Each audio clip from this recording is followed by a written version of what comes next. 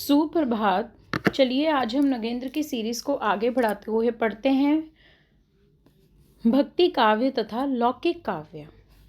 भक्ति काव्य की रचना किसी परम तत्व, देवी देवता अथवा दैवी गुण संपन्न महामानव को लक्ष्य कर आरंभ हुई थी। कहते भक्ति काव्य की रचना किसी भगवान को लेकर या किसी देवी देवता को लेकर या किसी दैवी गुण संपन्न किसी महामानव को, जैसे कि राम जी को दैवी गुण संपन्न श्री कृष्ण को लेकर, मतलब इन कोई देवी देवताओं को लेकर भक्ति काव्य लिखने लगा। तो ऐसे एक भक्ति काव्य की शुरुआत हुई। इस प्रकार का विपुल साहित्य प्राय सभी जीवंत भाषाओं में उपलब्ध है। ऐसा नहीं है कि हिंदी में ही हुई भक्ति काव्य की शुरुआत, आपको सारी जितनी भी जीवंत भाषाएं हैं जो चल रही हैं उसमें आपको मिल जाएगा भक्ति काव्य। इसे लेकर कदाचित कभी भी शास्त्रीयता का प्रश्न नहीं उठाया गया, परंतु इधर कुछ शास्त्र अनुरागी समीक्षक पूर्व मध्यकालीन भक्ति काव्य में शास्त्रीयता की छाप न देखकर उसे भक्ति काव्य से भिन्न लौकिक काव्य की कोटि में रखकर उसे शुद्ध साहित्य के गौरव से वंचित रखना चाहते थे। देखिए, अभी तक जो भक्ति काव्य जो बढ़ रहा था अच्छे से हो रहा था, कोई दिक्कत नहीं थी, लेकिन जो ये बड़े बड़े जो शास्त्रीय आए ना, शास्त्रीय लोग आए, जैसे शास्त्र ग्रंथ लिखने वाले बड़े बड़े, जिन्होंने महाभारत लिखा होगा, जिन्होंने कुरुक्षेत्र लिखा होगा, जिन्होंने वेद लिखे होंगे, जिन्होंने पुराण लिखे होंगे, है ना, रामायण लिखी होगी, तो ये जो बड़े बड़े शास्त्र अनुरागी समीक्षक थे ना, तो उन्होंने शास्त्रीयता का प्रश्न उठाया। उन्होंने कहा कि ये जो आप भक्ति काव्य लिख रहे हो इसमें तो कहीं जो शास्त्र की कहीं छाप ही नहीं है, शास्त्रीय नियमों को ध्यान में रखकर ही नहीं आप लोगों ने कुछ लिखा ही नहीं है। आप किसी देवी देवता पर लिख रहे हो, किसी दैवी गुण संपन्न महामानव राम को लेकर लिख रहे हो, उसमें शास्त्रीयता तो कहीं आई नहीं। तो उन्होंने कहा ये जो आप शास्त्रीयता की छाप ना देकर उसे भक्ति काव्य से भिन्न, उन्होंने कहा कि ये तो फिर भक्ति काव्य नहीं है, ये भक्ति काव्य से अलग एक लौकिक काव्य लिख रहे हो आप। तो जैसे राम जी के बारे में लिख रहे हो तो राम जी को आप जोड़कर लिख रहे हो, लौकिक में मतलब कि कह रहे हैं कि भक्ति काव्य नहीं लिख रहे तुम लोग, क्या लिख रहे हो तुम लोग, लौकिक काव्य लिख रहे हो। और ऐसा कहकर आरोप लगाकर उन्होंने इस भक्ति काव्य को शुद्ध साहित्य के, जो एक शुद्ध साहित्य की कोटि में आने वाला था ये जो भक्ति काव्य, वो बेचारा वंचित रखना चाहते थे। वो उसको उसमें काबिलियत थी भक्ति काव्य में कि शुद्ध कोटि में साहित्य में आए, लेकिन इन्होंने इन लोगों ने जो आरोपित कर करके शास्त्रीय ग्रंथ वालों ने, जो शास्त्रीय समीक्षक हैं, इन लोगों ने इसको शुद्ध साहित्य में आने ही नहीं दिया और उस गौरव से इसको वंचित रख दिया। उस पर लौकिक काव्य का आरोप लगा दिया कि ये तो लौकिक काव्य है। आगे चलिए, परंतु वे कदाचित यह भूल जाते हैं कि शास्त्रीयता का भी मूलधार लोक ही है। अब देखिए कितनी अच्छी बात नगेंद्र जी कह रहे हैं। नगेंद्र जी कह रहे हैं कि जो लोग आरोप लगा रहे हैं ना भक्ति काव्य का कि ये लौकिक काव्य है, ये भक्ति काव्य नहीं है, ये तो लौकिक काव्य है, लोक कथाओं को लेकर तुम लोगों ने लिख दिया, कोई देवी देवता हुए होंगे फेमस, उसको लेकर तुमने लिख दिया ऐसे करके। तो यहाँ पर वहाँ फिर प्रश्न उठाया गया। नगेंद्र जी कहते हैं जरा मुझे बताना, कहते शास्त्रता का मूलधार भी तो लोक ही है। बिल्कुल सही बात है। आप कोई शास्त्रीय ग्रंथ लिख रहे हो तो उसमें स्टोरी किसका लिखोगे, लोक, यहाँ समाज का ही, तो समाज से रिलेटेड चीज़ें ही तो लिखोगे, उसमें समाज से संबंधित या कोई भी, आप मान लो कोई भी भक्ति काव्य लिख रहे हो या कुछ भी लिख रहे हो आप, संबंध तो उसका मनुष्य से ही है, संबंध तो उसका समाज से ही है ना, तो फिर इसमें क्या दोष है। तो फिर उन्होंने बोला शास्त्रता का भी तो मूलधार लोक ही है, जो भी आप शास्त्र में चीज़ें पढ़ते हो उसका संबंध क्या कहीं ना कहीं लोक से नहीं है, बिल्कुल है लौकिक चीज़ों से। अब मान लो शास्त्र में, ये बड़े बड़े शास्त्र ग्रंथों में ये लिखा है कि किसी को धोखा नहीं देना चाहिए, हमेशा मतलब कि सत्य के राह पर चलना चाहिए, तो ये सत्य के राह पर किसी को धोखा नहीं चाहिए, ये भी तो लोक कथाओं से ही आया है चलकर, इसका संबंध भी तो लोक से ही है कि मनुष्य को ऐसा नहीं करना चाहिए। यानी कि ऐसा नहीं है कि आप लोग ऐसा आरोप लगा रहे हो। फिर भक्ति अथवा साहित्य का लक्ष्य शास्त्र विशेष का अनुकरण अथवा अनुसरण मात्र नहीं है। कहते भक्ति अथवा साहित्य का लक्ष्य शास्त्र विशेष का अनुकरण या अनुसरण मात्र नहीं। अब ऐसा नहीं है, नगेंद्र जी कह रहे हैं कि तुम लोग कह रहे हो कि भक्ति काव्य तो एक लौकिक काव्य, और वैसे भी कोई भी ये जो शास्त्रीय ग्रंथ लिखते हो तो उसका तो मूल आधार बेस ही लौकिक काव्य है, यानी लोक से ही तो कोई कथाएं उठाकर उसको जोड़कर लिखोगे। और कहते हैं भक्ति अथवा साहित्य का लक्ष्य तो शास्त्र में। अब कोई आप भाई कोई भक्ति लिख रहे हो, कोई भक्ति काव्य लिख रहे हो, कोई आप साहित्य लिख रहे हो, क्या उसका लक्ष्य क्या शास्त्र विशेष का अनुकरण करना है अथवा अनुसरण मात्र नहीं है? ऐसा नहीं है कि आप कोई शास्त्र ग्रंथ की कोई विशेषताओं को उठाकर कोई ग्रंथ तैयार कर रहे हो या फिर उसका ही अनुसरण करके लिख रहे हो, ऐसा नहीं है भाई। इसके विपरीत भक्ति भावना क्या है? भक्ति भावना और साहित्य रचना के आधार पर ही तद विषयक शास्त्रों का सृजन हुआ है। कहते हैं ये जो बड़े बड़े आप शास्त्रीय ग्रंथ पढ़ रहे हो ना, ये कहीं ना कहीं किसकी देन है? ये भक्ति भावना और साहित्य रचना के आधार पर ही इन जो बड़े बड़े शास्त्रीय ग्रंथ आए हैं, वो इन भक्ति भावना से प्रेरित होकर ही इन्होंने लिखे हैं। तो शास्त्र और भक्ति कुछ इसमें कहीं ना कहीं दोनों का लिंक है, ठीक है। तो ऐसा नहीं है कि आप उसको अलग कर सकते हो। जिनका उद्देश्य नियमन अथवा नियंत्रण द्वारा परंपरा विशेष को सुरक्षित रखना था। ये जो शास्त्रीय ग्रंथ आए हैं, इन बड़े बड़े शास्त्रीय ग्रंथों का जो सृजन हुआ है, इसका भी उद्देश्य क्या है कि नियमन अथवा रचना के नियंत्रण द्वारा परंपरा विशेष को सुरक्षित रखना है। बिल्कुल, आप बड़े बड़े शास्त्र ग्रंथ पढ़ते हो, हिंदू धर्म में भी बड़े बड़े शास्त्र ग्रंथ है, ये उन्होंने उस टाइम पे क्यों लिख दिए कि जो एक धर्म को लेकर एक परंपरा है, जो एक मत है, जो एक वैचारिक एक जो पृष्ठभूमि तैयार हुई है कि कैसे भक्ति काव्य आया, ये नहीं आया, कैसे आया। तो एक परंपरा को दिखाने के लिए कि आप अगर आप वो चीज़ लिख कर रख दोगे ना, तो वो चीज़ सुरक्षित रहती है। इसलिए नगेंद्र जी कहते हैं कि जो बड़े बड़े आप शास्त्रीय ग्रंथ भी पढ़ते हो ना, उन्होंने भी अपनी परंपरा को सुरक्षित रखने के लिए कहते ये भक्ति काव्य के रूप में उसको लिखा है। तो एक तरह से आप क्या कर सकते हो, अगर मान लो अगर हमने लिखे नहीं होते ये बड़े बड़े ग्रंथ, तो हम क्या जान पाते आज हमारे राम जी कैसे कौन थे, कैसे वो वनवास काटने गए थे 14 साल का, कैसे रावण को मारा था, या फिर हम कृष्ण की कहानियाँ आज जान पाते?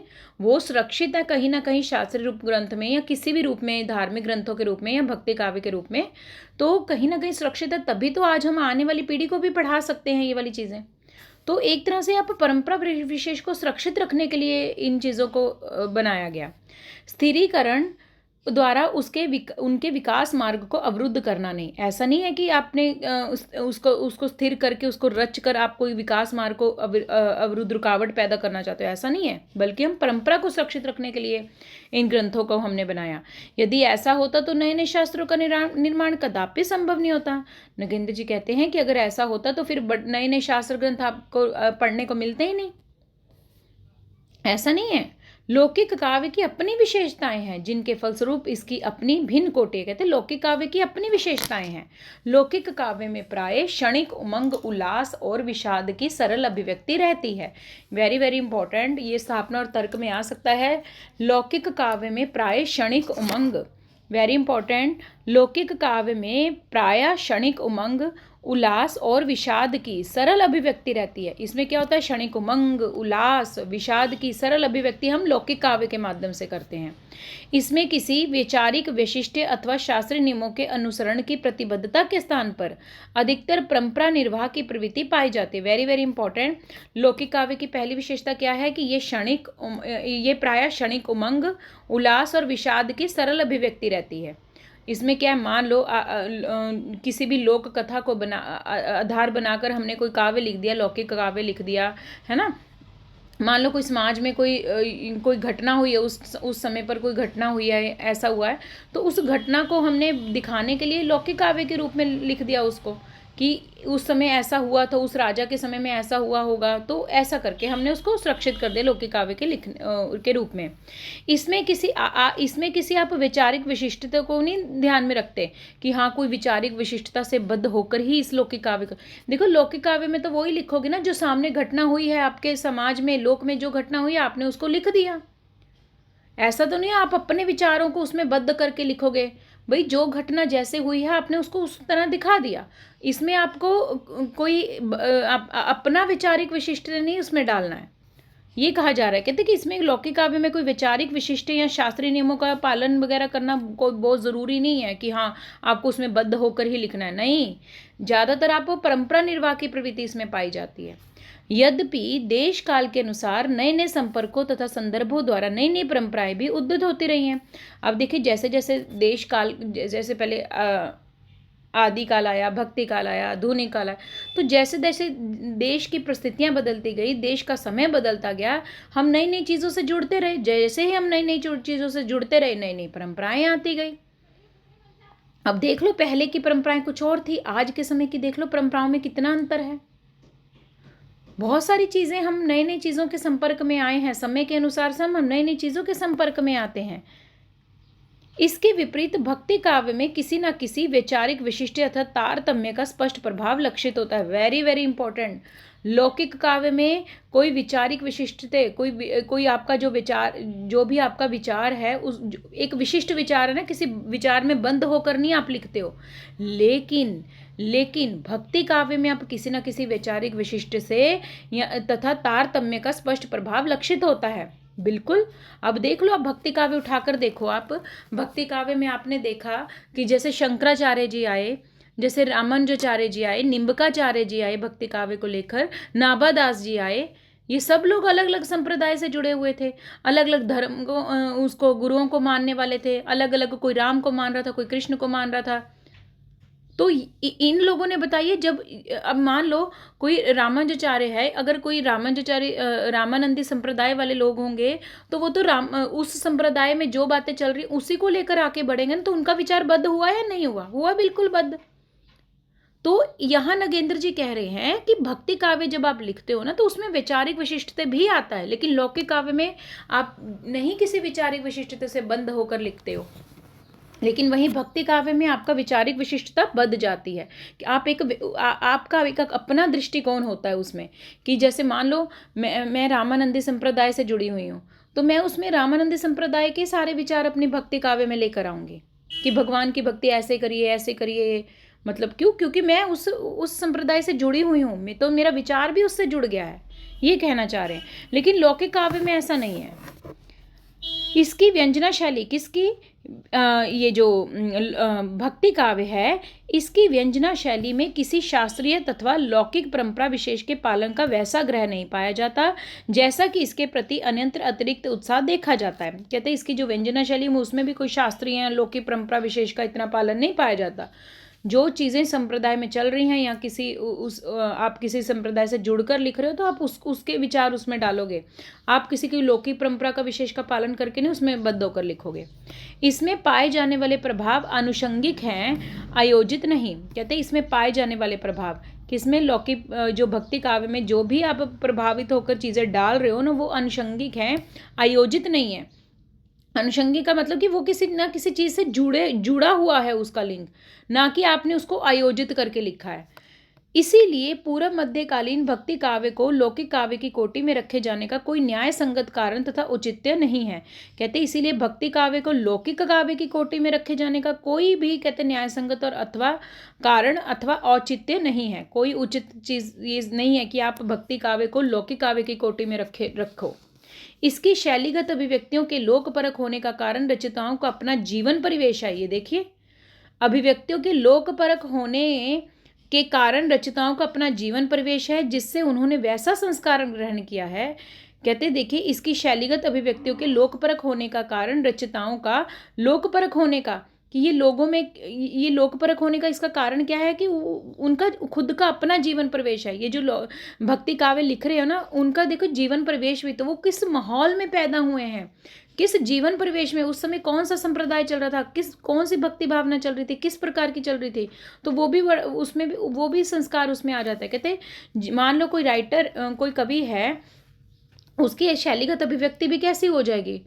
वैसी ही हो जाएगी। मान लो कोई इंसान पैदा हुआ है, क्या कहते ये दलित वर्ग में, तो वो अपनी अभिव्यक्ति में दलित अपने उसका जीवन प्रवेश दलित वर्ग वाला होगा, तो वो उसके काव्य में संस्कार भी वैसे ही से झलकेंगे। तो वहीं यहाँ पे यही नगेंद्र जी कह रहे हैं, कहते हैं ये विशेषताएं उतनी आयासजन्य नहीं है जितनी अनायास ही उन्हें सुलभ हो गई। आगे चलिए, भक्ति काव्य की प्रमुख प्रवृत्तियां। ये तो उन्होंने बताया था कि लौकिक काव्य और भक्ति काव्य में क्या अंतर है। अब ये बता रहे हैं कि भक्ति काव्य की प्रमुख प्रवृत्तियाँ क्या हैं। पहले तो भक्ति काव्य की प्रमुख प्रवृत्तियों के लिए हमें उसका जो प्रवृत्तिगत पृष्ठभूमि है, पहले हमें उसको देखना पड़ेगा। देखते हैं। पूर्व मध्यकालीन भक्ति काव्य का आरंभ होने से पहले से ही प्रांतीय भाषाएं अपने अपने अपभ्रंशों का अनुसरण करते हुए हिंदी के समानांतर साहित्य रचना में प्रवृत्त थी। कहते ये बात हो रही है भक्ति काव्य अभी शुरू हुआ था, उससे पहले देखिए मध्यकालीन भक्ति काव्य, मध्यकालीन मतलब भक्ति काल, लेकिन भक्ति काल पूर्व मध्यकाल मतलब मध्यकालीन से पहले, थोड़ा सा समय पहले। तो उस समय जो भक्ति काव्य का आरंभ अभी हुआ भी नहीं था, उससे होने से पहले कहते प्रांतीय, तभी पूर्व लग गया ना, मध्यकाल का मतलब तो भक्तिकालीन, भक्ति काल स्टार्ट हो गया है, लेकिन भक्ति काल से पहले तो पूर्व मध्यकाल आ जाएगा वो। तो कहते अब भक्ति काल आरंभ होने से पहले से ही कहते प्रांतीय भाषाएं अपने अपने अपभ्रंशों का अनुसरण करती हुई हिंदी के समानांतर क्या कर रही थी, वो साहित्य रचना कर रही थी। हिंदी के बिल्कुल समान चल रही थी अपभ्रंश भी। यहाँ अपभ्रंश अपनी रचनाएं लेकर आ रही है, तो वो हिंदी के समान चलकर अपनी अपनी रचनाएं लेकर आ रही है, दोनों आगे बढ़ रहे हैं। तो अपभ्रंश में आपको पता है शोर सैनी अपभ्रंश है ना, क्या कहते हैं, बहुत सारे अपभ्रंश हैं। तो इस प्रकार वो कह रहे हैं कि अलग अलग अपभ्रंशों का अनुसरण करने के लिए ये अलग अलग जो है भक्ति काव्य का आरंभ होने से पहले ही प्रांतीय भाषाएं अपने अपने अपभ्रंशों का अनुसरण कर रही थी। इनमें वर्ण विषयों, काव्य रूपों तथा रचना शैली की विविध परंपराएं प्रचलित थी। बिल्कुल सबका वर्णन विषय अलग था, सबका काव्य रूप अलग था, किसी सबकी रचना शैली अलग थी, जो अनघड़, अटपटी और ऊट पटांग लगती थी। ये बात हो रही है भक्ति काल आने से पहले की बात है, याद रखना। उससे पहले आदि काल में भी लोग भक्ति काव्य लिख रहे थे, लेकिन किस प्रकार का लिख रहे थे, वही अनघड़, अटपटा, ऊट पटांग सा लिख रहे थे। इनमें नवीन संस्कार और निखार का आना समय सापेक्ष था। अब देखिए इनमें नवीन संस्कार और निखार आएगा। अभी जो अटपटा लोग लिख रहे हैं ना, अनघड़, अटपटा, कोई रचना शैली में लिख रहा है, कोई कुछ, तो इसमें नई चीज़ें आएंगी, नया संस्कार आएगा, निखार भी आएगा। वो आना तो समय सापेक्ष है, बिल्कुल समय के अनुसार तो चेंज आएगा ही किसी चीज़ में। हमेशा कोई चीज़ बुरी थोड़ी ना रहती, उसमें सुधार तो होता ही है। इनमें वर्णन विषय या तो प्रचलित धर्मों से संबंध थे या लोकोन्मुखी साहित्य सृजन की प्रवृत्ति अपेक्षाकृत अधिक मुखर थी।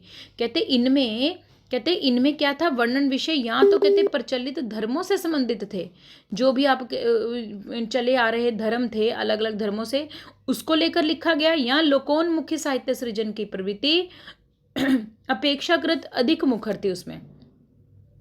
परंतु भक्ति काव्य की रचना होते होते इनमें नवीन प्रवृत्तियां प्रवेश पाने लगी। अब देखिए कहते जो पहले का था ना, जो भक्ति काव्य लिखा जा रहा था, उसमें तो क्या ध्यान रखा जाता, उस समय का जो प्रचलित धर्म था उसको आधार बनाकर लिख दिया, या जो लोगों को उन्मुख करने के लिए जो साहित्य लिखा गया था, कहते उसकी प्रवृत्ति अपेक्षाकृत अधिक मुखर थी ये चीज़ें।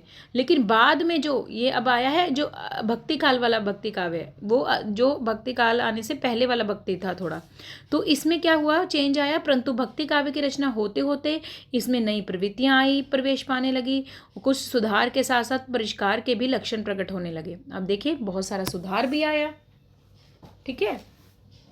अब देखिए क्या सुधार आया, देखते हैं।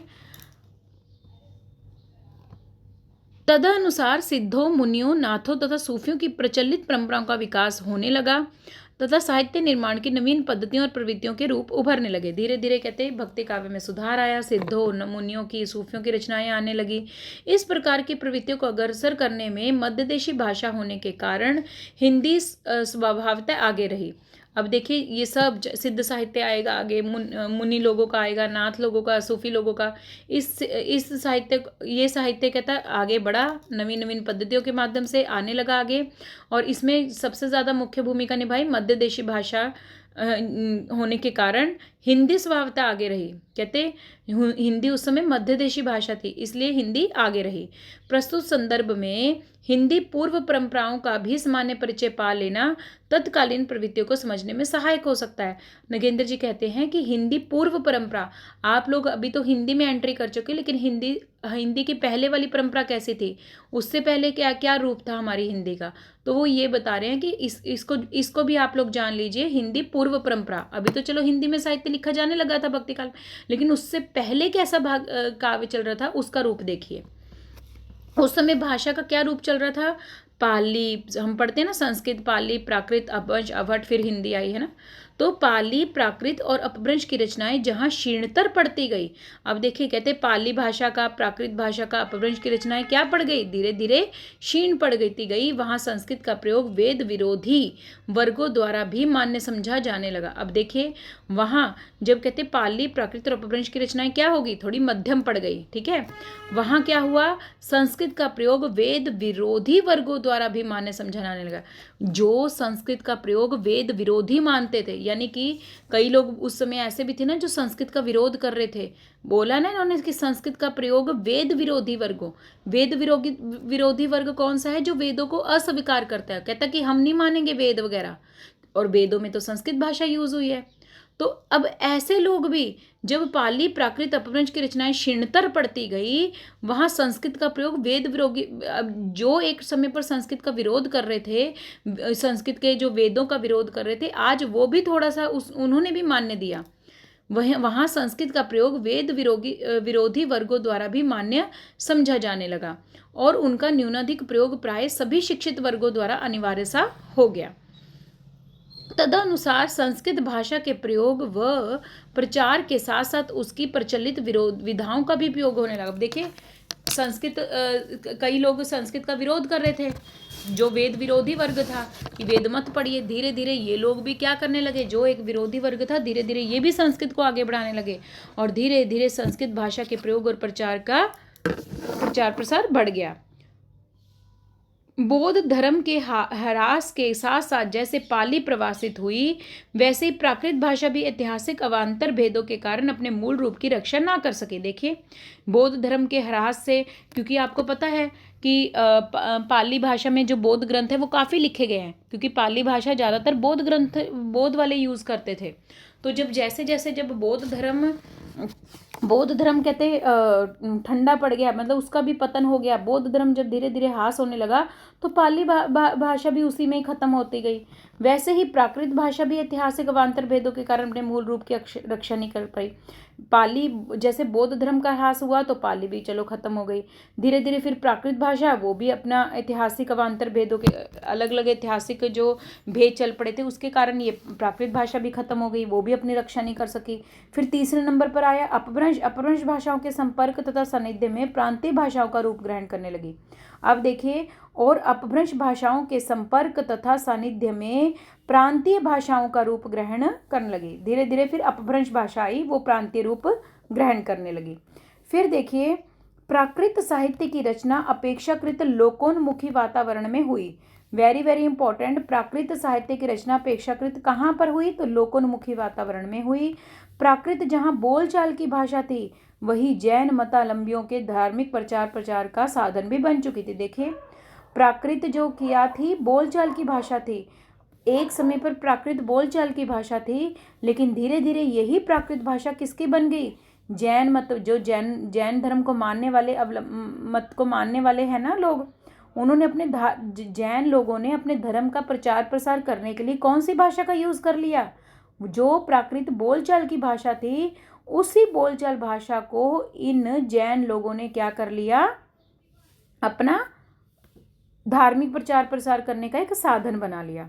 तो याद रखना है, बौद्ध धर्म वालों ने पाली को अपनाया, फिर जब पाली धीरे धीरे अपनी रक्षा नहीं कर सकी तो प्राकृत भाषा को किसने अपनाया? तो जैन वालों ने। जैन धर्मियों ने प्राकृत को अपने मत प्रचार का साधन बना लिया। बिल्कुल जैन धर्मी बोल रहे कि हम तो इसी प्राकृत भाषा में अपने धार्मिक जो भी हमारे विचार हैं उसको प्रचार प्रसार करेंगे। उन्होंने एक साधन बना लिया इस भाषा को। और श्रृंगार परक आख्यानों तथा काम कथाओं का उपयोग शील व वैराग्य भावना के प्रचार में किया जाने लगा। अब देखिए जैन धर्मियों ने प्राकृत भाषा को अपना प्रचार प्रसार का माध्यम बनाया, और श्रृंगार ये जो श्रृंगार परक आख्यान करते थे या कुछ काम कथाओं का, ये जो काम कथाएं वगैरह लिखते थे, इनमें भी प्राकृत भाषा का यूज़ किया जाने लगा। यह परंपरा बहुत कुछ सूफी जैसी थी। ये परंपरा कैसी थी? जो ये कर रहे थे ना ये लोग, एक तो जैन लोग अपने धर्म का प्रचार प्रसार करने के लिए प्राकृत भाषा का यूज़ कर रहे थे, फिर इन्होंने श्रृंगार परक आख्यानों और काम कथाओं का भी क्या कहते प्रचार करने के लिए इस चीज़ को यूज़ किया, किसको, प्राकृत भाषा को। यह परंपरा बहुत कुछ कैसी लग रही थी, जैसे सूफियों जैसी थी, परंतु शास्त्रीय साहित्य तथा चरित्र काव्यों में अधिकतर संस्कृत की प्रचलित परंपराओं का ही प्रभाव ग्रहण किया गया।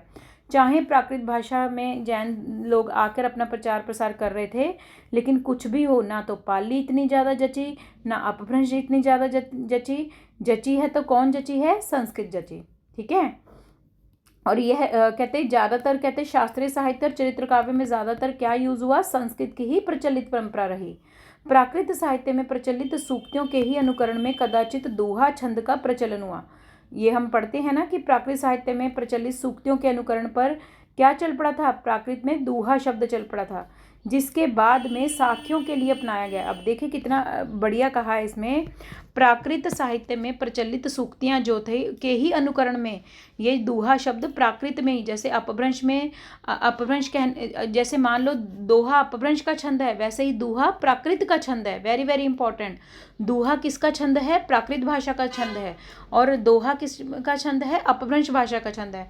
फॉर एग्जाम्पल, अगर आपको दोहों में रचना करनी हो तो अपभ्रंश में रचना, अपभ्रंश वाले क्या करेंगे, उसमें दोहा शब्द यूज़ करेंगे कि दोहा छंद यूज़ करेंगे। वहीं प्राकृत वाले दोहा को क्या कहेंगे, दोहा कहेंगे। धीरे धीरे इसी का प्रभाव, जो प्राकृत में दोहा है ना, इसी का जब प्रचलन हो गया, जिसके बाद से साखियों के लिए भी अपनाया जाने लगा। यही शब्द बाद में किसके लिए अपनाया जाने लगा, साखियों के लिए। जो हम पढ़ते नहीं है कबीर जी की सबद साखी, तो उसके लिए भी होने लगा ये वाला प्रयोग दोहा शब्द का।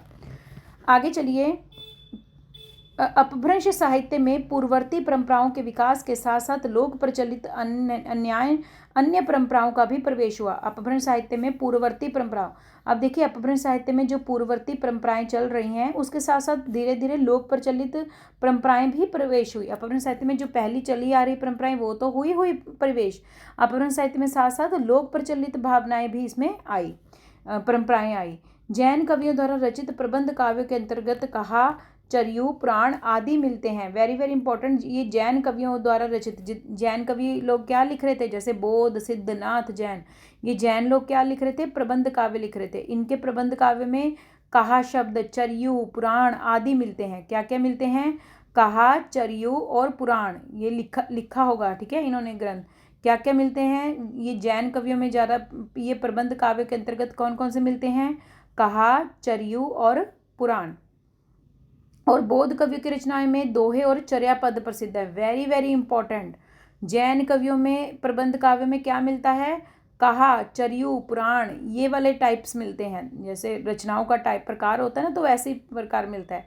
लेकिन बौद्ध कवियों की रचनाएं में आपको क्या मिलेगा, दोहा और चर्या पद मिलते हैं। वेरी वेरी इंपॉर्टेंट, बौद्ध कवियों की रचनाएं में दोहे और चर्या पद मिलते हैं, और जैन कवियों की रचनाओं में क्या मिलता है, कहा, चर्या और पुराण। मुक्तक काव्य के अनेक उदाहरण हमें जैन साहित्य में भी प्राप्त होते हैं। कहते हैं जैन लोग मुक्तक काव्य भी लिख रहे थे, जिनमें चूनड़ी उल्लेखनीय है। वेरी वेरी इंपॉर्टेंट, अगर प्रश्न आ जाए चुनड़ी किसका काव्य है, तो जैन साहित्य वालों का काव्य है, याद रखना। और ये मुक्तक काव्य है। चुनड़ी कैसा काव्य है, मुक्तक काव्य है। और ये किससे संबंधित है, बौद्ध, सिद्धनाथ या जैन से, तो जैन से। तो कोडिंग कर लो, अपनी जैन मतलब अपनी जान को क्या उड़ाता है, चुनड़ी उड़ाता है मुक्तक होकर। बिना किसी डर के किसी को मुक्तक होकर क्या करता है, चुनड़ी उड़ाता है जैन, अपनी जान को। कोडिंग कर लो ऐसे। फिर देखिए, बौद्ध सिद्धों द्वारा अपनाई गई शैली पर कदाचित जैन कवियों की मंगोलियन शैली का भी यथाकंचित प्रभाव है। कहते बौद्ध सिद्धों द्वारा अपनाई गई शैली पर जैन कवियों की, कहते अब देखिए बौद्ध सिद्धों ने शैली अपना ली लिखने की कोई, तो बौद्ध सिद्धों की शैली पर किसका प्रभाव है, जैन कवियों की मंगोलियन शैली का। वेरी इंपॉर्टेंट, बौद्ध सिद्धों पर जैन कवियों की शैलियों का भी प्रभाव है, मंगोलियन शैली का प्रभाव है। यह शैली अनुभवाश्रयी निर्गुण कवियों तक में लोकप्रिय हुई। ये जो मंगोलियन शैली थी ना, ये आगे चलकर यह शैली अनुभव आश्रय निर्गुण कवियों तक के, कल हमने पढ़ा था ना, ये सगुण वाले और निर्गुण वाले हर चीज़ को क्या करते थे, अनुभव करके फिर उस चीज़ को बताते थे। तो अनुभव आश्रय निर्गुण कवियों तक में ये मंगोल शैली निर्गुण वालों ने भी अपना ली। मुख्यतः गुरु शिष्य संवाद शैली उनकी अपनी विशेषता रहती आई है। वैसे तो निर्गुण वालों में गुरु शिष्य संवाद शैली उनकी विशेष परंपरा रहती आई है, लेकिन इन्होंने कहीं ना कहीं निर्गुण वालों ने भी मंगोलियन शैली को अपना लिया। जिस प्रकार दोहों ने साख्यों का रूप ग्रहण कर लिया, उसी प्रकार चर्या गीत ने बानियों तथा शब्दों का बाना धारण कर लिया। अब देखिए, जैसे ऊपर पढ़ के आए ना, दोहों ने ही आगे चलकर क्या रूप ले लिया, साखियों का रूप ले लिया। और धीरे धीरे चर्या गीतों ने किसका रूप ले लिया, बानियाँ तथा शब्दों का। अलग अलग बानियाँ बोलते हैं ना, शब्दों रचना करते हैं ना, बानी, साखी, शब्द, रामायणी, है ना। तो याद रखना है, बानियों तथा शब्दों का बाना धारण कर लिया। लोक प्रचलित गीतों की परंपरा भी तत्कालीन फाग, चरचरी, बारहमासा आदि के रूप में साहित्य रचना में पाई जाती है। लोक प्रचलित गीत कौन कौन से हैं, फाग, चरचरी गीत, बारहमासा गीत, ये भी हमारा क्या बन गया। अब बताइए, लोक प्रचलित गीत भी क्या बन गए, काव्य की एक परंपरा बन गए। अब देखो, गीतों को भी उन्होंने काव्य के माध्यम से आगे बढ़ाया। फिर देखिए आगे चलिए, कहते इनका प्रयोग संदेश रासक जैसे रचनाओं के अतिरिक्त संत काव्य में भी हुआ। कहता ऐसा प्रयोग, कहते संदेश रासक जैसे रचनाओं के अतिरिक्त संत काव्य में भी हुआ। संदेश रासक किसकी रचना है, अब्दुल रहमान की है, वेरी इंपॉर्टेंट। आगे चलिए, अपभ्रंश साहित्य की रचना 7वीं से 12वीं शताब्दी तक होती रही। तो याद रखना है, अपभ्रंश साहित्य की रचना कब तक होती रही, 7वीं से 12वीं शताब्दी तक। उसकी कई विशेषताएं राजस्थानी तथा गुजराती साहित्य को विरासत में मिल गई। अब देखिए, कहते अपभ्रंश साहित्य की रचना कब से कब, समय याद रखना है, 7वीं से 12वीं शताब्दी तक होती रही। और उसकी कई विशेषताएं क्या हैं, राजस्थानी तथा गुजराती साहित्य को विरासत में मिल गई। अपभ्रंश साहित्य की कहते कुछ विशेषताएं किसको मिल गई, राजस्थानी तथा गुजराती साहित्य को विरासत में मिल गई। वेरी इंपॉर्टेंट, अपभ्रंश साहित्य की विशेषताएं राजस्थानी और गुजराती साहित्य को विरासत के रूप में मिल गई। पुरानी हिंदी की रचनाएं भी उससे प्रभावित रही। ऐसा नहीं है कि अपभ्रंश की रचनाओं से पुरानी हिंदी की रचनाएं भी नहीं प्रभावित रही, वो भी रही। पुरानी हिंदी की रचनाएं भी अपभ्रंश से प्रभावित रही हैं, वो तो देखो प्रभावित रहेंगी, क्योंकि संस्कृत, पाली, प्राकृत, अपभ्रंश, अवहट चलो बीच में आ जाता, फिर पुरानी हिंदी।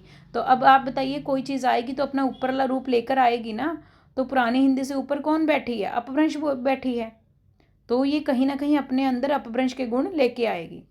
तो यही बात कह रहे हैं। इसी काल के आसपास गुरु गोरखनाथ ने भी रचनाएं प्रस्तुत की। कहते हैं इसी काल में गुरु गोरखनाथ भी। देखिए, अब आप लोग कहते हो ना कि मैम भक्ति काल केवल भक्ति काल में ही आया, नहीं, भक्ति काल क्या आदिकाल में नहीं आया था। क्यों, भक्ति की बातें आदिकाल में नहीं आई थी। सिद्ध, नाथ, जैन, ये भक्ति भावना का तो रास्ता बता रहे थे। और गोरखनाथ जैसे लोग आए कि क्या ये भक्ति भावना का आपको रास्ता नहीं बता रहे थे, बता रहे थे। तो वे यही कह रहे हैं कि इस पूर्व मध्यकाल में गोरखनाथ की भी कुछ रचनाएं आई, जिनका स्पष्ट प्रभाव परवर्ती संत साहित्य पर पड़ा। बिल्कुल, गोरखनाथ की रचनाओं का प्रभाव आगे चलकर हमारे कबीर संत जी पर पड़ा था। जैसे गोरखनाथ जी की जो विचारधारा थी, या ये जो कुछ बताते थे, सेम वही चीज़ों की प्रभाव जाकर किस पर पड़ा, आगे संत साहित्य पर लक्षित होता है। अब देखो संत साहित्य पर कैसे, अब कबीर जी ने तो खुद बोला है कि मैंने नाथों से बहुत कुछ ग्रहण किया है ना। नाथों से उन्होंने क्या रहस्यात्मकता ग्रहण की है, नाथों से उन्होंने कहा है कि योग करिए, ठीक है, अपने मन को शुद्ध करिए। बहुत सारी चीज़ें नाथों की गोरखनाथ कबीर जी ने अपनाई हैं। नाथ साहित्य में जहाँ योग साधना को विशेष महत्व मिला और निर्वृत्ति मार्ग का पक्ष प्रबल पड़ता दिखाई दिया। अब कहते हैं नाथ साहित्य में क्या, अभी बताया ना आपको, नाथ साहित्य में जहाँ योग साधना को, नाथ साहित्य में योग साधना को ज़्यादा महत्व दिया गया और निर्वृत्ति मार्ग का पक्ष प्रबल पड़ता दिखाई गया। वहीं संत साहित्य में देखिए डिफरेंस बता रहे हैं, नाथ साहित्य में जो योग साधना को विशेष महत्व मिलता और निर्वृत्ति मार्ग का पक्ष प्रबल बढ़ता गया। वहीं संत साहित्य में भक्ति भावना का स्वर मुखर हुआ और आत्मनिर्भरता के निर्मिति प्रवृत्ति पथ को भी प्रशय और प्रोत्साहन मिलना।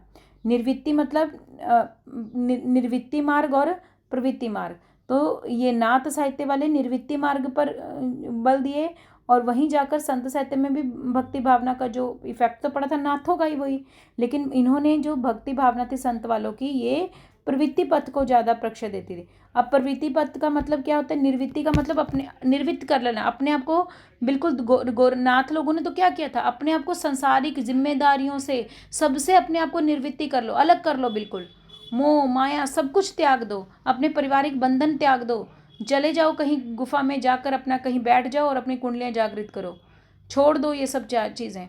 ये हो गया निर्वृत्ति मार्ग, बिल्कुल हम अलग होकर चीज़ें कर रहे हैं, सब कुछ पीछे छोड़ आए हैं, हमें किसी से कोई मतलब नहीं है। लेकिन संत काव्य वाले कहते हैं कि करिए भक्ति, लेकिन प्रवृत्त होकर करिए, घर गृहस्थी भी करिए। क्या हम लोग नहीं भक्ति करते हैं? करते हैं हम लोग भी। क्या हम अपनी जिम्मेदारी से भागे हैं? नहीं भागे। तो यही कह रहे हैं कि बस फर्क इतना था कि ना साहित्य वालों ने बिल्कुल निवृत्ति मार्ग अपना लिया था और ये वाले थोड़ा प्रवृत्ति मार्ग को लेकर आगे चल रहे थे, आत्मनिर्भरता को। आगे चलिए, इन कवियों ने अपने मत प्रचार में जैन कवियों की भांति पौराणिक आख्यानों का उपयोग नहीं किया। कहते इन कवियों ने अपने मत प्रचार में जैन कवियों की भांति पौराणिक आख्यानों का उपयोग नहीं किया, पर सूफी कवियों ने लोकप्रिय आख्यानों का ही भी आश्रय लेकर लाभ उठाया। अब देखिए, कहते इन कवियों ने, संत कवियों ने अपने मत प्रचार में जैन कवियों की भांति पौराणिक आख्यानों का उपयोग नहीं किया, पुराने आख्यानों को लेकर नहीं आए, पर सूफी कवियों ने, अब देखिए यहाँ नाथों की ये बात हो रही है कि ये जो जैन कवियों की भांति ना पुराणिक आख्यानों का उपयोग नहीं किया इन नाथ वालों ने, ये और सूफी कवियों ने तो लोकप्रिय आख्यानों का थोड़ा सहारा लिया। यानी कि सीधी सीधी बात है, नाथ वालों ने पुराणिक आख्यानों का सहारा नहीं लिया, लेकिन सूफी कवियों ने कुछ लोकप्रिय आख्यानों को लिया, ये कहना चाह रहे हैं, और अपने मत प्रचार में उनका प्रेम आख्यानों के रूप में यथेष्ट प्रयोग किया। अब ये जो सूफी लोग लोकप्रिय आख्यानों को लेकर आए हैं ना, उन्होंने उसी बात को अपने काव्य में प्रेम के रूप में प्रकट किया। संतों ने बौद्ध सिद्धों और नाथ सिद्धों द्वारा संस्कृत शैली को अपनाया। ये तो पता है, ये बौद्ध सिद्धों और नाथ योगियों, कहते संतों ने क्या किया, बौद्ध सिद्धों का और नाथ योगियों द्वारा संस्कृत शैली को अपना लिया। बिल्कुल बौद्ध सिद्धों की शैली को अपना लिया, नाथ योगियों की शैली को अपना लिया। पद रचना का प्रयोग तमिल, अब देखिए हम पीछे पढ़ के आए थे, सरहप्पा सिद्ध है ना, सरहप्पा ने दोहा शैली लेकर आया था। क्या आगे चलकर कबीर जी दोहा शैली नहीं लेकर आए? तो वही तो ये बात बता रहे हैं कि संतों ने क्या किया, आने वाले संतों ने क्या किया, बौद्ध सिद्धों से बहुत कुछ ले लिया, नाथ योगियों द्वारा संस्कृत शैली, जो उनके द्वारा स्वीकार की शैली थी, उसको भी अपना लिया। पद रचना का प्रयोग तमिल पदम के अनुकरण में हुआ। पद रचना का प्रयोग तमिल शब्द पदम के अनुकरण में हुआ। अन्य कई दक्षिणात्य काव्य शैलियाँ भक्ति काव्य के माध्यम से हिंदी भक्ति काव्य का अंग बन गई। कहते हैं बहुत सारी दक्षिणात्य काव्य शैलियाँ थी जो भक्ति काव्य के माध्यम से हिंदी भक्ति काव्य का अंग बन गई। सूफी कवियों द्वारा ग्रहित अरबी फारसी शैलियों का प्रभाव भी हिंदी रचनाओं पर पड़ता है। अब देखिए, सूफी कवियों ने क्या अपना लिया, सूफी कवियों ने अरबी फारसी शैली को अपनाया। अरबी फारसी शैली का प्रभाव कहीं ना कहीं हिंदी रचनाओं पर भी पड़ा। अरबी साहित्य के अनुकरण से इस्लाम के नेक बातें हिंदी में आने लगी। अब देखिए, अब जब हम लोगों ने अरबी फारसी शैली को हमारी हिंदी रचनाओं में भी अरबी फारसी के शब्द जब हम यूज़ करें, तो कहीं ना कहीं हमने अरबी साहित्य के अनुकरण से इस्लाम की अनेक बातें हिंदी में, अब देखिए अगर आप अरबी फारसी के शब्द लेकर आओगे तो वहाँ का अनुसरण भी करोगे, वहाँ की शैली को भी आप अपनी लेकर आओगे। तो कहीं ना कहीं जब आप लोगों ने सूफी कवियों द्वारा ग्रहित अरबी फारसी शैलियों को आप अपनी हिंदी रचनाओं में लेकर आने लगे, तो कहीं ना कहीं इस्लाम के नेक बातों को भी आप हिंदी में लेके आने लगे। उनका यति कंचित प्रभाव भी हिंदी साहित्य में लक्षित हुआ है। तो याद रखना, अगर प्रश्न आ जाए हिंदी साहित्य में क्या कहते हैं, इस्लाम की अनेक बातें आई हैं, बिल्कुल आई हैं। क्यों आई हैं? क्योंकि भाई हम उनका अरबी फारसी के शब्दों को लेकर आए हैं, तो प्रभाव तो आएगा ही। फारसी साहित्य पर जहां इस्लाम की छाप है, वहीं अपनी विशेषताओं को भी सुरक्षित रखने का सजग प्रयास पाया जाता है। फारसी साहित्य पर किसकी छाप है? इस्लाम की छाप है। ईरानी संस्कृति में शिया संप्रदाय का विशेष योगदान है। ये याद रखना है, शिया संप्रदाय किससे संबंधित है? याद रखना है, ईरानी संस्कृति से।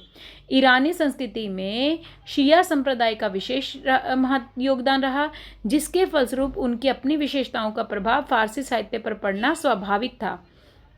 कहते ईरानी संस्कृति में शिया संप्रदाय का विशेष योगदान रहा, जिसके फलस्वरूप उनकी अपनी विशेषताओं का प्रभाव फारसी साहित्य पर पड़ना तो एक स्वाभाविक बात थी।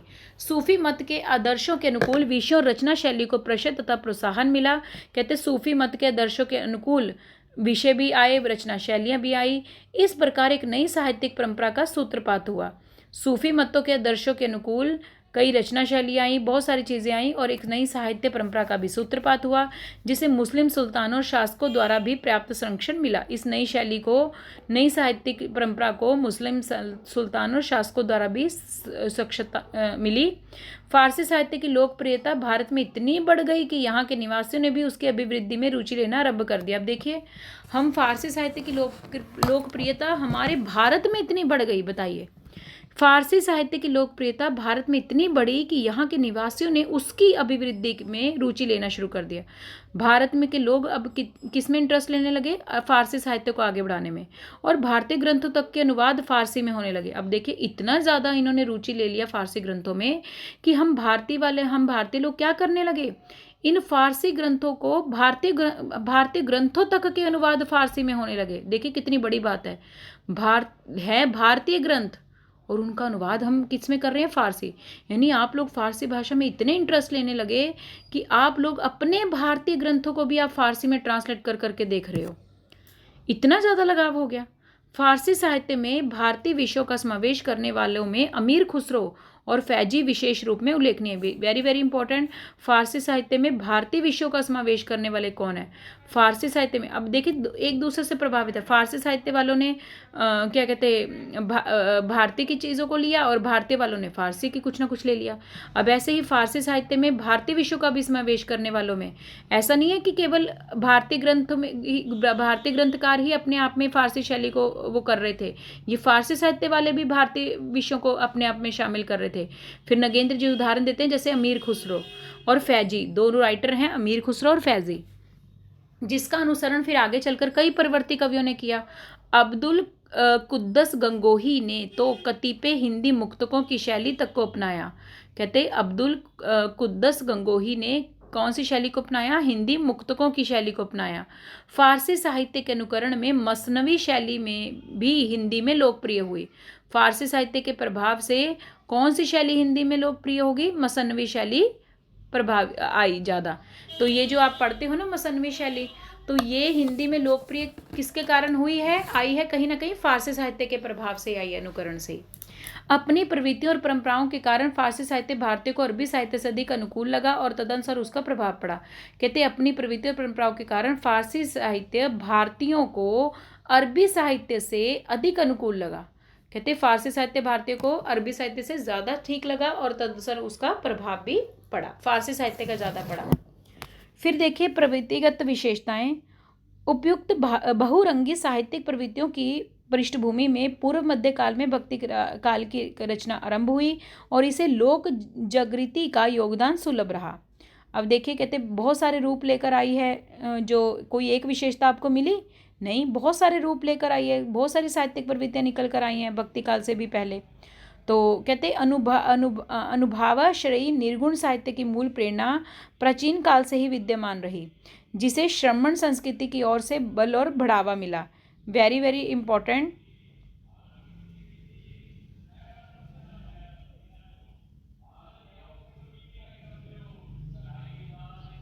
देखिए, श्रमण संस्कृति की ओर से बल और बढ़ावा मिला। कहते ये जो हमारी जो अनुभव आश्रय निर्गुण साहित्य, क्योंकि निर्गुण साहित्य के आगे क्या लगता है? अनुभव शब्द लगता है। क्यों लगता है? क्योंकि निर्गुण वालों ने क्या माना था? कल हमने ऊपर पढ़ा था ना, सगुण और निर्गुण का अंतर पढ़ा था। निर्गुण वाले कहते थे कि हमारी भक्ति अनुभव, पहले हम चीज़ों को अनुभव करके फिर हम किसी चीज़ को मतलब कि अनुभव करके ये चीज़ किसी चीज़ को आगे लेकर जाते हैं निर्गुण वाले, क्योंकि इन्होंने समाज में रहकर अनुभव किया होगा कि ऐसे करने से, जैसे इसका एग्जाम्पल कबीर जी का ले लो। कबीर जी ने देखा होगा समाज में जो कुछ अनुभव करके, तो उन्होंने सारी चीज़ें बताई हैं ना समाज में। तो बिल्कुल सही शब्द लगाया आगे, अनुभव आश्रय निर्गुण साहित्य।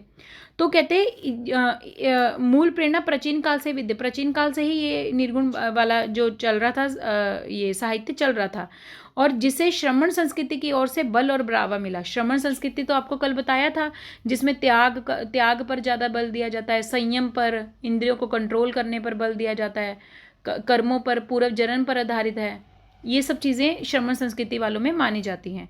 उसका मूल उद्देश्य व्यक्तिगत उत्कर्ष के निमित्त आध्यात्मिक दृष्टि का सहारा लेना था, पर कालांतर में महायानियों द्वारा उसे बहुजन हिताय का नया मोड़ दे दिया गया। अब देखिए इसमें क्या था, इसका मूल उद्देश्य तो क्या था, व्यक्तिगत उत्कर्ष के निमित्त आध्यात्मिक दृष्टि का सहारा लेना था, यानी आध्यात्मिक भावों को आगे बढ़ाना था व्यक्तिगत उत्कर्ष के निमित्त, मतलब व्यक्तिगत उत्कर्ष के निमित्त अंतर्गत रहते हुए आध्यात्मिक दृष्टि को आगे बढ़ाना था। लेकिन बाद में महायानी जो लोग आए, इन्होंने देखिए आध्यात्मिक दृष्टि, व्यक्तिगत से आध्यात्मिक से इसको किससे जोड़ दिया, बहुजन हिताय, कि केवल भक्ति का उद्देश्य सिर्फ कबीर जी कहते मेरे से नहीं है, मैं ये भक्ति काव्य लिख रहा हूँ, जो मेरे विचार हैं, जो मैंने अनुभव किए विचार आप लोगों के अब आगे रख रहा हूँ, वो बहुजन हिताय हैं, यानी पूरी जनता के हित के लिए वो आगे आया। भक्ति काव्य अब पूरा जनता का हित, आप लोगों ने जब हम लोगों ने भक्ति काव्य को पढ़ना शुरू किया तो हमें भी बहुत नई नई बातें मिली, हमारा भी भला हुआ, बहुजन हिताय के लिए एक नया मोड़ मिला इसी भक्ति काव्य। अब जहाँ देखिए पहले व्यक्तिगत के लिए लिखते थे, यहाँ आध्यात्मिक दृष्टि को आगे बढ़ाने के लिए, धार्मिक भावनाओं को आगे बढ़ाने के लिए लिखते थे भक्ति काव्य। धीरे धीरे यही भक्ति काव्य का उद्देश्य क्या हो गया, मात्र केवल एक आध्यात्मिक दृष्टि को ध्यान में रखकर या व्यक्तिगत दृष्टि को ध्यान में रखकर ना होकर इसका उद्देश्य कुछ बड़ा हो गया, बहुजन हिताय, कि लोग ऐसी ऐसी रचनाओं को पढ़कर क्या पढ़ें, क्या करें, लोगों का भला हो, बहुजन हिताय यानी जनता का भला हो, वो वाली चीज़ें एक नया मोड़ लिया हमारे भक्ति साहित्य ने। अब देखिए मान लो उदाहरण स्वरूप आप लोग राम जी का साहित्य पढ़ते हो, मान लो राम जी के जीवन से क्या आपको उनके जीवन से प्रेरणा नहीं मिलती कि राम जी ने भी जीवन में कितने कष्टों का सामना किया है, सीता ने कितने कष्टों का सामना किया है, तब जाकर उसको कितना मतलब जीवन में दुख कष्ट सहन करने के बाद कुछ मिला है। तो वही हमें भी वहाँ से प्रेरणा मिलती है कि जीवन में सुख दुख आते हैं, तो ये जो कहाँ हम आध्यात्मिक भाव से जोड़ कर लिख रहे थे और कहाँ इसका उद्देश्य क्या हो गया कि लोगों को इससे प्रेरणा मिले, कुछ हमें राम बनना है, हमें रावण नहीं बनना। तो वो वाली चीज़ें आपको प्रेरणा मिली, किससे मिली, भक्ति साहित्य को पढ़कर ही मिली। बहुत अच्छी अच्छी चीज़ें आपकी भावना को शुद्ध करने वाला साहित्य के रूप में ये आगे आया भक्ति काव्य, जिसमें वैदिक आदर्श सर्वे भवन्तु सुखन की ध्वनि प्रतिविधि। देखिए वैदिक आदर्श, जो वैदिक आदर्श था ना, सर्वे भवन्तु सुखन, ये वो वाली बात अब भक्ति काव्य में आने लगी कि केवल भक्ति काव्य का उद्देश्य ये नहीं है कि केवल अपने सुख की प्राप्ति, कि लोग उससे पढ़े मोटिवेट हों, लोग भी कुछ उनके अंदर भी एक क्या कहते ऊर्जा एक आए, नई ऊर्जा। तभी तो तुलसीदास जी ने कहा नहीं था, तुलसीदास जी ने कहा था ना कि मैंने अपने स्वानुभूति के लिए नहीं लिखा, मैंने लोकहित के लिए काव्य लिखा है भक्ति काव्य, कि भक्ति काव्य को पढ़कर आपकी जो सोच है, आपकी समझ है वो विकसित हो, आपका एक क्या कहते हैं, जो आपका एक दृष्टिकोण हो वो बदले, उसमें पॉजिटिविटी आए। आगे चलिए, इसकी सफलता के लिए सदाचार तथा नैतिक भावना पर यथेष्ट बल दिया जाने लगा। बिल्कुल भक्ति काल में जो काव्य लिखे जा रहे थे भक्ति काल, उसमें सदाचार की बातें बताएगी, नैतिक भावना की बातें बताएगी। आगे चलकर यह भक्ति काव्य की एक प्रमुख विशेषता ही बन गई। क्या विशेषता बन गई भक्ति काव्य की, कि उसमें नैतिक अच्छी अच्छी बातें, सदाचार की बातें सिखाई जाने लगी। विदेशी तथा विजातीय मुस्लिम आक्रमणकारियों के फलस्वरूप प्रबुद्ध लोगों का ध्यान आत्मनिरीक्षण और प्रसिद्धि प्रशिक्षण की ओर भी आकृष्ट हुआ। अब कहते अब जब आए ना विदेशी और कई प्रकार के विजातीय मुसलमान आक्रमणकारियों के फलस्वरूप क्या हुआ, प्रबुद्ध लोगों का ध्यान किसमें गया। अब जब देखिए बहुत सारे विदेशी और अलग अलग मुस्लिम लोगों ने हम पर आक्रमण किया, उसके फलस्वरूप हमारे भारत में कुछ प्रबुद्ध लोग थे, उन्होंने ध्यान दिया, उन्होंने आत्मनिरीक्षण करके और परिस्थिति को भांपते हुए परिस्थिति का परीक्षण करने की ओर वो ज़्यादा आकृष्ट हुए और तदनुसार आत्मरक्षार्थ उपाय करना अवश्य प्रतीत हो गया। अब देखिए भक्ति काव्य धीरे धीरे जब इन मुसलमान लोगों का प्रभाव पड़ा तो हमारा उद्देश्य भक्ति का क्या हो गया, बहुजन हिताय से फिर हमारा उद्देश्य बना कि हमें अपने अब खुद की रक्षा करनी है, आत्मरक्षा का हो गया। भैया अब कोई लोग आक्रमण करेंगे तो हमारा लक्ष्य क्या होगा कि हम भी अपनी रक्षा करें अपनी चीज़ों की। अगर मुस्लिम लोग अपने धर्म को प्रचार प्रसार को आगे बढ़ा रहे हैं तो हम भी अपने धर्म की रक्षा करेंगे। ये लोगों में अपनी आत्मरक्षा का भाव उनके अंदर आने लगा। फलस्वरूप काशी मथुरा हिंदू जनता मुस्लिम आक्रमणों से भयभीत होने की अपेक्षा अधिक सजग और सचेत हो गई। अब देखिए हिंदू जनता, ये कहीं ना कहीं भक्ति काव्य ने इनको पॉजिटिविटी दी। फॉर एग्जाम्पल आप राम जी के काव्य को पढ़कर ऐसा लगा आपको कि नहीं, हम लोग मुस्लिमों से डरेंगे नहीं, क्या राम जी ने बड़े बड़े राक्षसों को खत्म नहीं किया, हम भी इन मुस्लिम राक्षसों को खत्म करेंगे। तो ये भक्ति काव्य आपको नैतिक बातें सिखा के गया, ये भक्ति काव्य आपको अच्छी अच्छी भावनाओं को आपके अंदर जगा के गया। जो आप टूट गए थे, जो मुसलमानों ने आके आपके मंदिर तोड़ दिए थे, या मुसलमानों से आप अब डरना शुरू नहीं किए, भक्ति काव्य ने आपके अंदर एक पॉजिटिविटी लाई कि अगर वो लोग कुछ कर सकते हैं, राम बड़े बड़े ये जो देवी देवता जैसे लोगों के जीवन में भी तो कठिनाइयाँ आई हैं, क्या उनको सब कुछ ऐसे थोड़ी ना मिल गया, उनको भी जीवन में बहुत सारी कठिनाइयों का सामना करना पड़ा है। अगर उन्होंने इस कठिनाइयों को सामना करते हुए जीत प्राप्त की है तो हम लोग क्यों नहीं कर सकते। अब हमें मुस्लिम लोगों से डरने का कोई ज़रूरत नहीं है। तो ये भावना हिंदू जनता में आ गई। हिंदू जनता मुस्लिम कर्मों से अब डरने की अपेक्षा क्या हो गई, ज़्यादा अलर्ट हो गई। फलस्वरूप वो काशी मथुरा जैसे धार्मिक स्थानों में बड़े बड़े मंदिरों को ध्वस्त किए जाने पर छोटे छोटे मंदिरों की बाढ़ सी आ गई। अब देखिए, मुस्लिम लोगों ने आके काशी मथुरा जैसे बड़े बड़े धार्मिक स्थानों को आकर नष्ट कर दिया। उन्होंने कहा करिए नष्ट, कोई बात नहीं, हम उसकी जगह पे फिर बना देंगे छोटे छोटे मंदिर, लेकिन हम अपनी भावना को खत्म नहीं होने देंगे। तुम लोग चाहते हो कि हम अपनी भक्ति भावना को खत्म करेंगे, नहीं करेंगे। तुम बड़े बड़े मंदिर ढाओ, हम उसकी जगह पे छोटे छोटे बना देंगे, बनाएंगे जरूर। घर में ही देवी देवताओं की प्रतिमाएं प्रतिष्ठित होने, अब इन मुस्लिम लोगों ने हर मंदिर को ढा दिया, लेकिन हमने हिम्मत नहीं हारी। हम लोगों ने छोटे छोटे मंदिर बनाने शुरू कर दिए। चलो छोटे मंदिर भी ढा दो, हम लोगों ने फिर अपने घर में मूर्तियां स्थापित करनी शुरू कर दी देवी देवताओं की। यह अपने ढंग की सामूहिक जागृति थी, जिसमें व्यक्तिगत साधना की अपेक्षा सामूहिक पूजन अर्चन और भजन कीर्तन की प्रवृत्ति जोर पकड़ने लगी। अब देखिए, सामूहिक जागृति पैदा हुई। ये कोई व्यक्तिगत साधना की अपेक्षा एक सामूहिक पूजा अर्चना थी, जिसमें लोग भजन कीर्तन करने लगे। अब देखिए, भजन कीर्तनों में बहुत सारे लोग शामिल होंगे, घर घर पर भजन कीर्तन करवाने लगे लोग भक्ति भावना को और जगाने के लिए। इसमें जब भजन कीर्तन में सब लोग शामिल होंगे तो उनमें कौन सी भावना आएगी, एक सामूहिक भावना आएगी। यही यहाँ पर कहना चाह रहे हैं। यह प्रवृत्ति सगुण भक्ति के अनुकूल पड़ी। अब देखिए, जब धीरे धीरे लोगों ने घर में मूर्ति स्थापित कर दी, अब वहीं से निर्गुण से क्या हो गए, भगवान का कौन सा रूप आ गया, सगुण रूप। जब लोगों ने मूर्ति के रूप में भगवान का पूजा करना शुरू कर दिया, धीरे धीरे यहीं से सगुण प्रवृत्ति निकलनी शुरू हुई। ये जो पृष्ठभूमि है, ये समझना बहुत ज़रूरी है। कैसे निर्गुण से फिर धीरे धीरे सगुण का रूप कैसे आया। निर्गुण थे पहले, निर्गुण भक्ति थी पहले, लेकिन धीरे धीरे मुस्लिम लोगों ने आकर जब हमारे मंदिर ढा दिए, तब हम लोगों ने अपने घर में ही उस भगवान की पूजा करनी शुरू कर दी। जब घर में ही मूर्तियां स्थापित करनी शुरू कर दी, तो हमारा रूप भी सगुण हो गया भक्ति का। इस प्रकार सामूहिक चिंतन और व्यवहार का एक सुयोग मिला। आपसी भेदभाव को कम करने के लिए सुगम मार्ग ढूंढने जाने लगे। परस्पर टकराव के प्रति सावधानी बरती जाने लगी। अब लोगों में एक समन्वय की भावना आगे बढ़ने लगी कि हमें सब कुछ मिलकर करना है आगे। लोक चेतना का एक परिणाम लोक भाषा के बढ़ते महत्व में लक्षित हुआ। वे मनोभावों तथा हृदय उद्गारों के अभिव्यक्ति का माध्यम बनने लगा। अब देखिए, लोक चेतना का ये अब लोक भाषाओं के बढ़ते महत्व को देखते अब लोगों ने अपने मनोभावों को किसके माध्यम से अभिव्यक्त करना शुरू कर दिया, काव्य के माध्यम से अपने भावों को अभिव्यक्त करना शुरू कर दिया। मौखिक परंपरा की स्तरीय रचनाओं को भी लिपिबद्ध कर उन्हें सुरक्षित रखने की प्रवृत्ति बढ़ने लगी। जो मौखिक परंपरा मतलब कोई भी बात जो मौखिक रूप से कह दी गई, उस परंपरा को भी सुरक्षित रखने के लिए इन लोगों ने ग्रंथों को, रचनाओं को लिखना शुरू कर दिया। वर्ण विषयों के लोकप्रिय होने के कारण उसकी भाषा शैली की सादगी तथा अनगढ़पन से कोई उल्लेखनीय बाधा नहीं पहुंची। फिर भी शास्त्रीय परंपरा के समर्थकों द्वारा उन्हें ग्राम्य दोष ढूंढा जाने लगा। अब देखिए, कहते वर्णन विषयों के लोकप्रिय होने के कारण उनकी भाषा शैली में तो कोई ज़्यादा बाधा नहीं पहुंची।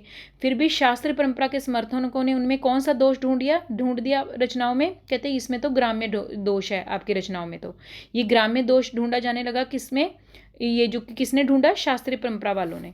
पर बढ़ती हुई लोक चेतना के कारण इसका भी कोई इतना प्रभाव नहीं पड़ा। ये छोटे मोटे दोष ढूंढे गए, ग्राम्य दोष, लेकिन इसका भी लोक चेतना, क्योंकि उस समय लोक चेतना ज़्यादा फैल गई थी, तो इतना ज़्यादा इफेक्ट नहीं पड़ा।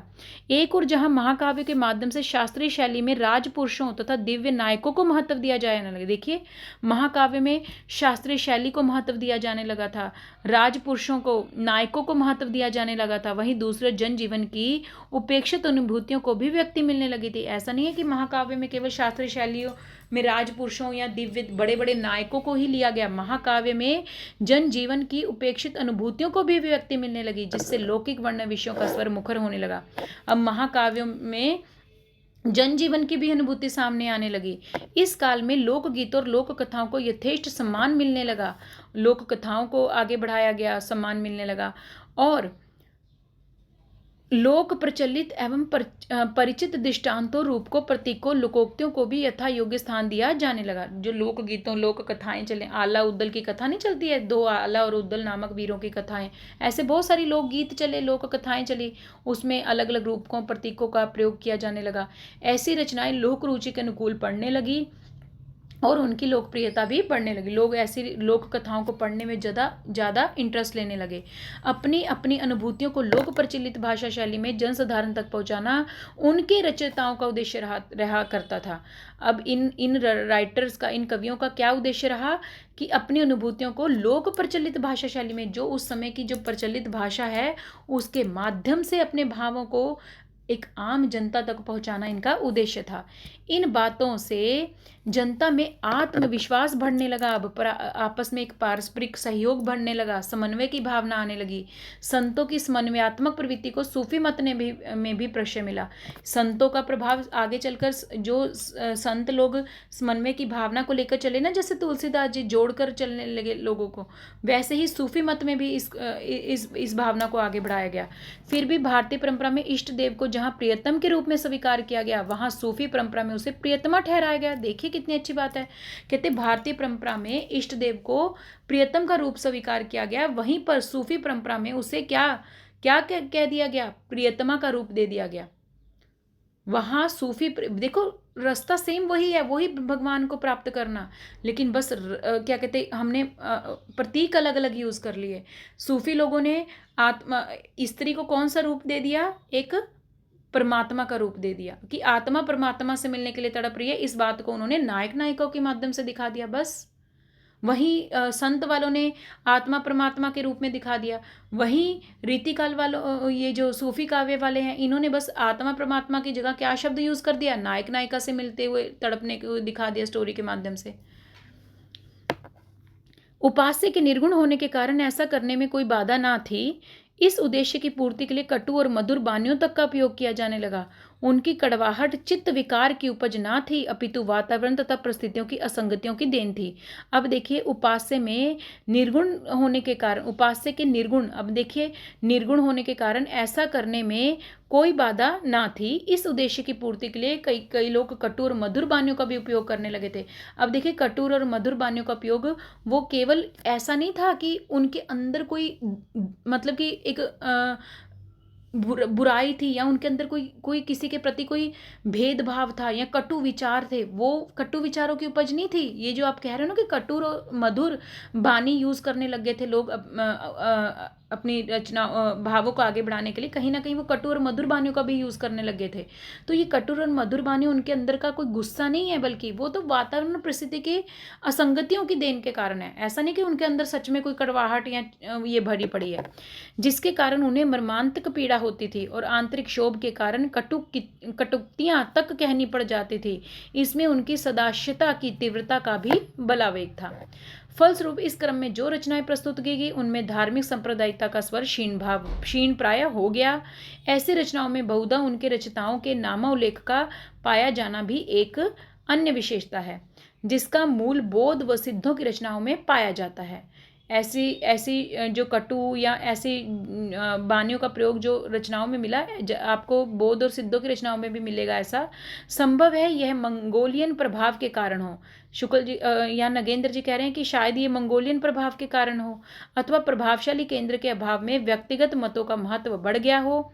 इस प्रकार पूर्व मध्यकालीन भक्ति काव्य परंपरागत लोकोन्मुखी प्रवृत्तियों का आश्रय ग्रहण कर, कहते जो पूर्व मध्यकालीन भक्ति काव्य था ये लोकोन्मुखी प्रवृत्तियों को सहारा लेकर आगे बढ़ा और अपने लक्ष्य की ओर बढ़ता गया और प्रवृत्ति काव्य के लिए एक उपयुक्त भूमिका तैयार कर गया। ये जो हम पहले वाला साहित्य पढ़ते हैं ना, सिद्धनाथ जैन या उससे भी आदिकाल में। तो इस काल के जो भक्ति साहित्य ने था वो वाला भक्ति साहित्य कैसा था, लोकोन्मुखी प्रवृत्ति को लेकर आगे बढ़ा।